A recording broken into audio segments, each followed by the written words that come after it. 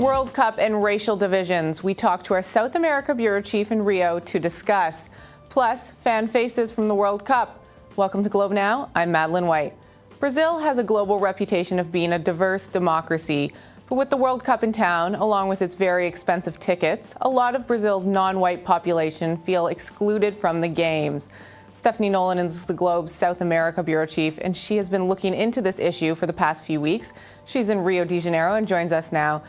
So, Stephanie, can you kind of give me some examples in terms of how Brazil's non-white population feels as if the World Cup has kind of exposed some racism?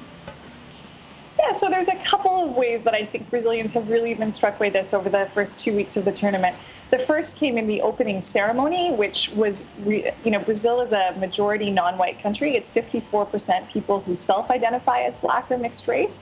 But the opening ceremony was really, really heavy on the white people and missing a lot of the things traditionally associated with Black Brazil, including samba. And then it started to become apparent in the stands during the games. If you look at, when they pan the crowd, the seats occupied by Brazilians are almost entirely white people, and that largely reflects the price of tickets. So what do you think has kind of contributed to this? So I think there was you could have predicted this, that indeed a lot of NGOs that work with the Black and non-white community, the Black and mixed race community in Brazil did predict this, that tickets start at $90 and they range up to about $1,000, whereas minimum wage in Brazil is $330 a month. And more than half the Black and mixed race population earns minimum wage. So clearly, at those kind of ticket prices, you weren't going to see a lot of non-white Brazilians in those stands. So in some ways, it's kind of exacerbating a problem that's always been there in Brazil, yes? So the racial history of Brazil is a complicated one. Brazil imported more slaves than any other country. Slavery ended, and Blacks theoretically had voting rights. So Brazil, white Brazilians or powerful Brazilians have said for years that this is a racial democracy. The official line here is that there is no racism. And yet when you look around, there's one Black member of the federal cabinet. There are no companies on the Brazil Stock Exchange with Black CEOs. Even when you look at the football teams, there are Black players on the pitch, but the managers, the team presidents, the owners, they're white people. So this is a country where there is enormous systemic discrimination that Brazilians are only starting to talk about. And the result of that is that Black and mixed race Brazilians tend to be the majority of the poor. They are still the majority of the low-income population. And so, of course, they're not at a fancy, high-priced event. So just quickly here, can you tell me if they've been speaking up in light of the World Cup and if FIFA has addressed anything that they might have said? So before the tournament, there was an effort to get tickets set aside for Black and mixed race Brazilians. There was 100,000 of them donated or sold at low prices, but that was less than 3%, just about 3% of tickets.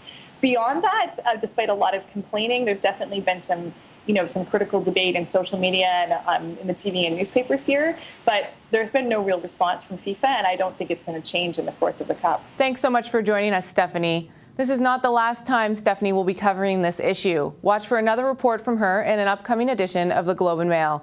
Stay with us. Coming up next, we continue our World Cup theme and take a look at some of the most dramatic fan faces.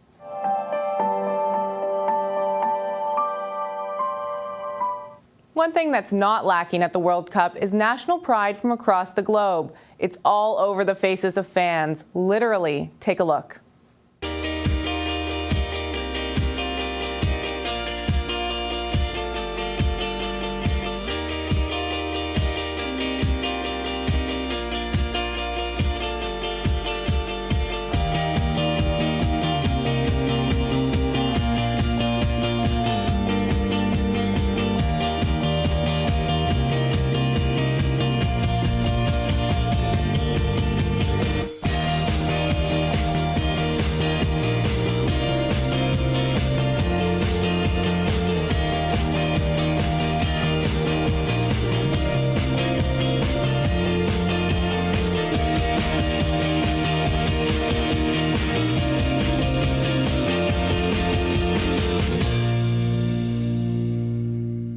Well, that's it for today's show. What are your thoughts on the World Cup thus far? Should FIFA be more mindful of social issues? Tweet us. We're at Globe Now. I'm Madeleine White. Thanks for watching.